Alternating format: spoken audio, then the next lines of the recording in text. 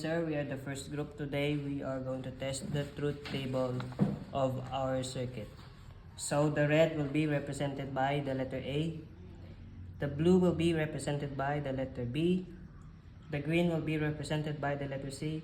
And the white will be represented as the letter D. So first, 0, 0, 0, 0. The output is 0. Next is 0, 0, 0, 1. And the output is 1. Next, 0, 0, 1, 0. The output is 0. 0, 0, 1, 1. The output is also 0. 0, 0, 1, 0, 0. The output is 1. 0, 1, 0, 1. The output is 1. 0, 1, 1, 0. The output is 1. 0, 1, 1, 1.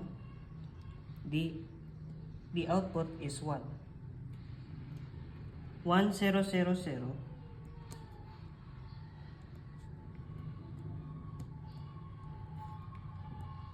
The output is also 1. 1, 0, 0, 1. The output is still 1. 1, 0, 1, 0. The output is still 1. 1, 0, 1, 1. The output is still 1. 1, 1, 1, 0.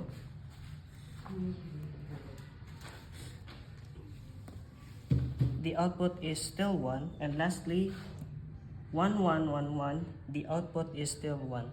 So that's all, sir. Thank you.